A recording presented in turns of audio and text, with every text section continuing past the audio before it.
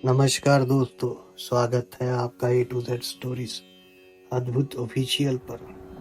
साधु संत फकीर गुरु रहबरों की सदा ही जय जयकार। एक सन्यासी परमात्मा की खोज में निकला हुआ था और एक आश्रम में जाकर ठहरा। 15 दिन तक उस आश्रम में रहा। फिर मन ऊब गया। उस आश्रम का जो बूढ़ा गुरु था वे कुछ थोड़ी सी बातें जानते थे, रोज उन्हीं को दोहरा देते थे। फिर उस युवा सन्यासी ने सोचा, ये गुरु मेरे योग्य नहीं, मैं कहीं और चला जाऊं। यहां तो थोड़ी सी बातें हैं, उन्हीं को दोहराना है। कल सुबह छोड़ दूंगा इस आश्रम को, ये जगह मेरे लायक नहीं। लेकिन उसी रात एक घटना घट गई कि फिर उस युवा सन्यासी ने जीवन भर वे आश्रम नहीं छोड़ा। आखिर ऐसा क्या हो गया था? रात एक और सन्यासी मेहमान आया। रात आश्रम के सारे मित्र इकट्ठे हुए, सारे सन्यासी इकट्ठे हुए। उस नए सन्यासी से बातचीत सुनने उस नए सन्यासी ने बड़ी ज्ञान की बात कही, उपनिषद की बातें कही, वेदों की बातें कही। वे इतना जानता था, इतना सूक्ष्म उसका विश्लेषण था, ऐसा गहरा उसका ज्ञान था कि 2 घंटों तक वे बोलता रहा। सबने मंत्र मुग्ध होकर सुना। फिर उस युवा सन्यासी के मन में हुआ, गुरु हो तो ऐसा, इससे कुछ सीखने को मिल सकता। एक वे गुरु है, वे चुपचाप बैठा है, उसे कुछ भी पता नहीं।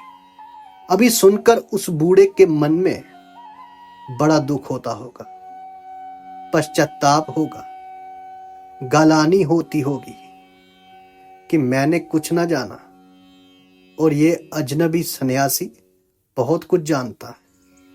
ये युवा सन्यासी ने ये सोचा कि आज वे बूढ़ा गुरु अपने दिल में बहुत दुखी हो, हीन अनुभव करता होगा। तभी उस आए हुए सन्यासी ने बात बंद की और बुजुर्ग गुरु से पूछा कि आपको मेरी बातें कैसी लगी। बुजुर्ग गुरु खिलखिलाकर हंसने लगे और कहने लगे, तुम्हारी बातें मैं 2 घंटे से सुनने की कोशिश कर रहा हूं। तुम तो कुछ बोलते ही नहीं हो, तुम तो बिल्कुल बोलते नहीं हो। वे सन्यासी बोला, 2 घंटे से मैं बोल रहा हूं, आप पागल तो नहीं है और मुझसे कहते हैं कि मैं बोलता नहीं। उसने कहा, हां, तुम्हारे भीतर से गीता बोलती है, उपनिषद बोलते हैं, वेद बोलते हैं, लेकिन तुम तो जरा भी नहीं बोलते।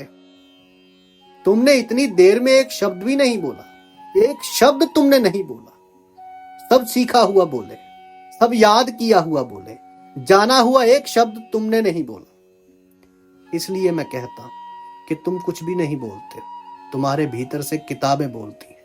एक ज्ञान है जो उधार है, जो हम सीख लेते हैं। ऐसे ज्ञान से जीवन के सत्य को कभी नहीं जाना जा सकता।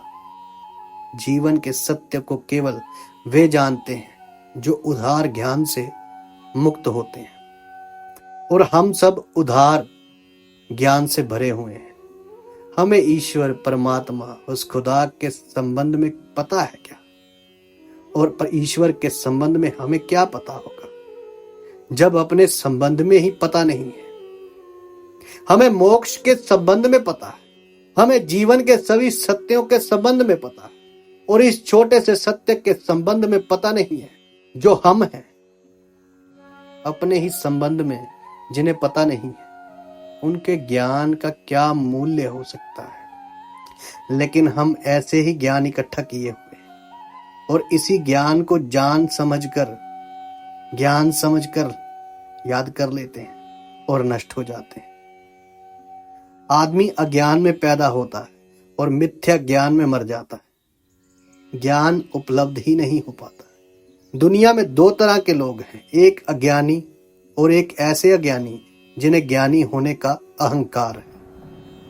तीसरी तरह का आदमी मुश्किल से कभी कभी जन्मता है, लेकिन जब तक कोई तीसरी तरह का आदमी ना बन जाए तब तक उसकी जिंदगी में ना सुख हो सकता है, ना शांति हो सकती है।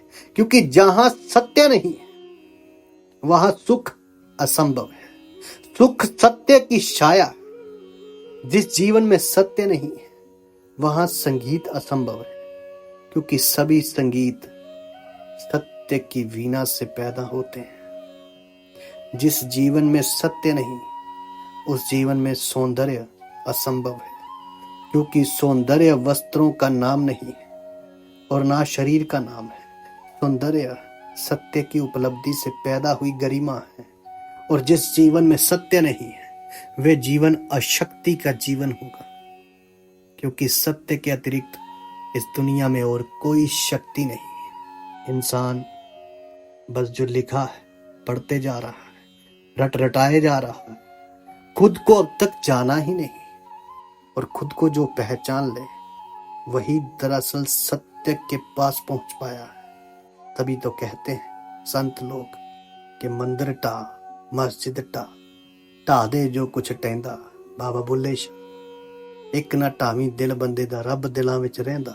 बस उसी दिल तक पहुंचना है, अपने भीतर की गहराइयों तक पहुंचना है, जहां वो बैठा है, जहां वो सत्य बैठा है। सत्य को जानकर जो फीलिंग्स आएंगे, जो अनुभव होंगे, वो तुम्हारा असली ज्ञान होगा। साधु संत फकीर गुरु रहबरों की सदा ही जय जयकार।